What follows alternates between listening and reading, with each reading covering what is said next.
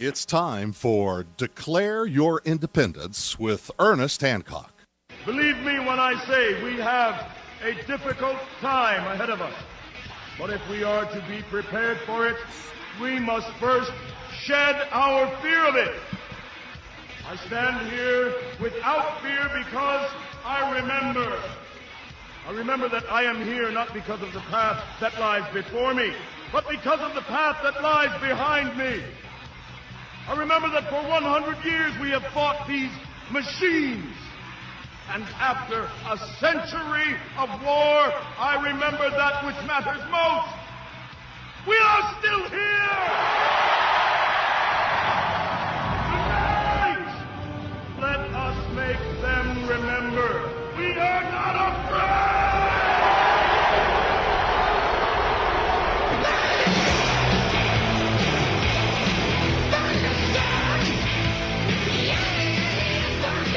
No fear, no fear, no fear, even though there's plenty of reason to be.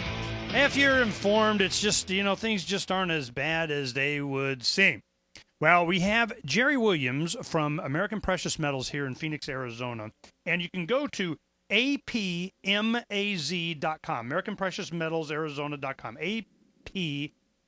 apmaz.com. Jerry, I got you there? Yes, Ernie, how are you? I'm more than wonderful. Now, this is, I want to share with the audience from someone that deals in gold and silver all the time and what's been going on this last week. My wife, Dawn, and I, we came in and said, you know what? We just cashed out our Ameritrade and this and closed and everything, and silver took a dump from almost 50 down to 34.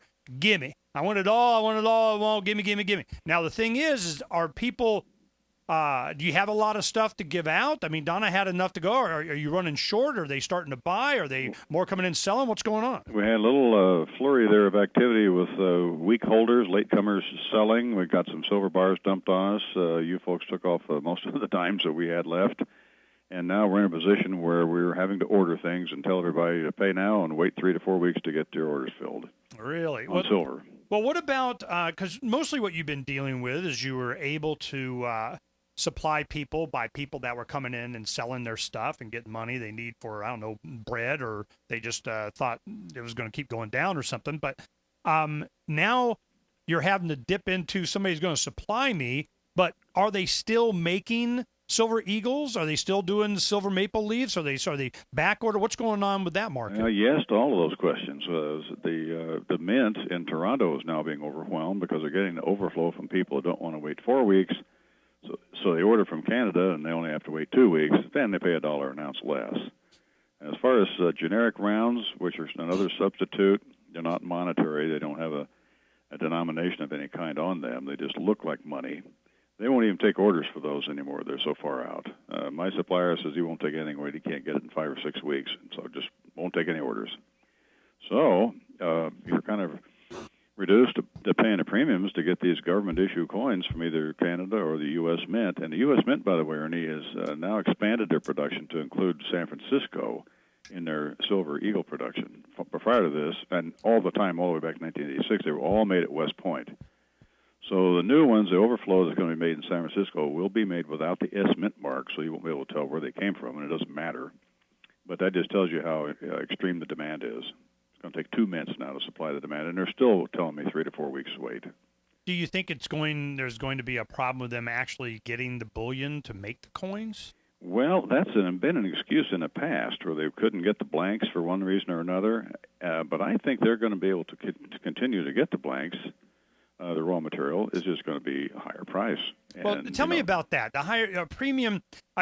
So the audience understands. This is what I look at. I just learned about this circulated coin. They call it junk silver, which is probably a bad nomenclature, but it's pre-1965, 64 and earlier. You have 90% of the metal. They add down those zinc or whatever, copper, something in there to kind of give it more durability, but because silver is relatively soft compared to other metals. So they have 90% silver of the coins 64 and earlier in dimes, quarters, and half dollars.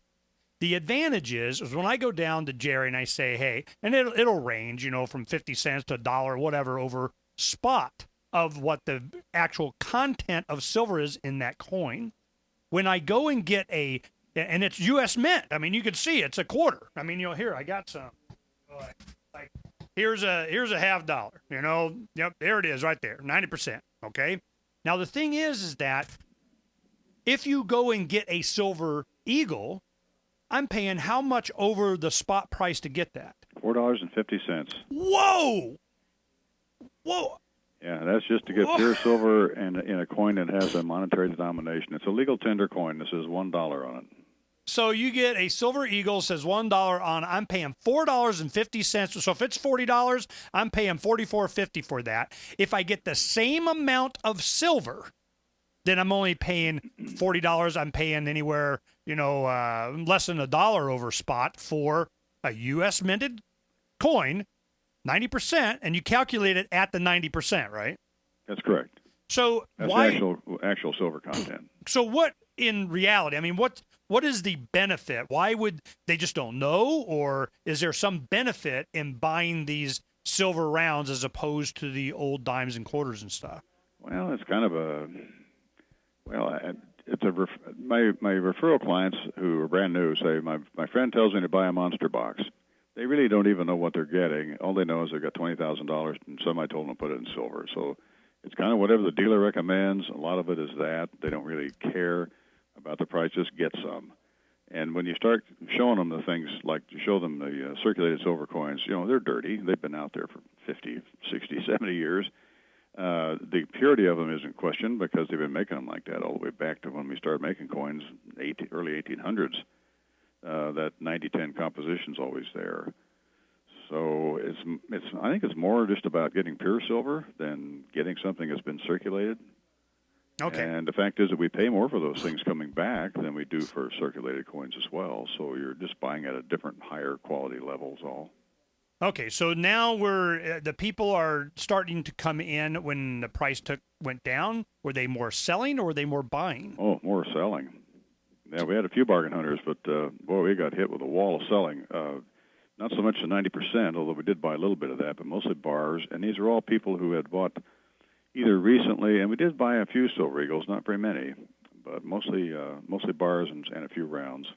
So they had been buying here as it was going up, and it started taking a dump, and so they freaked out. I had one fellow bought at $48 an ounce and came back in and sold to me at $33 2 weeks later. Wow. And complained about it. I said, and I tried to talk him out of it. I said, you shouldn't be doing this. And he said, no, I never should have bought it in the first place. It's hard to argue with somebody who just can't wait to take the pain of that loss. And he'll never buy silver again or anything else like this either. So that's unfortunate. But that's what this market does, Ernie. It flushes out the weak holders. Well, these people, they're buying based on what philosophy? Just somebody said, they were scared, they're afraid it's going to get away from them because they've read something where it's going to be $150 or $200 an ounce, and it may well do that. But in between that now and then, you'll have these heart-stopping corrections caused by speculators, people who bought on margin, and they get caught when, if any one entity owns 10% of something and they sell all of it, well, that's going to drive the market down, and that's just what happened here. Oh, who did that? Well, I think George Soros is largely responsible for that. He owned literally, I think, 10% of the SLV, the exchange-traded silver fund on the stock market. And when you sell all those shares, the underlying silver that backs up those shares also must be sold. Well, you good. Follow me? No, my thing was, I guess I got Soros to thank for it going down so I could buy some more. Thank you. Exactly. Well, people aren't looking at it that way, and the question is, when I do this and I make the decision, it's really a simple, reasoned, logical approach. I go, will the United States government stop increasing the debt? Will they stop spending? Will they pay off the debt? Will the Federal Reserve stop monetizing the debt? Will they? No. So I'm going, hey, man, my money's good in silver. We know the stock market rallied after Ben Bernanke's little news conference 2 weeks ago when he said that they were going to stop increasing the money supply at the end of QE2. And I think a lot of people actually believed that. No. Yeah. Hey, Jerry, can you stay another segment? Sure, you bet. Okay, let's go ahead and do that. We'll keep Jerry Williams on, help us understand what's really going on where the rubber meets the road in silver and gold buying. We'll be right back.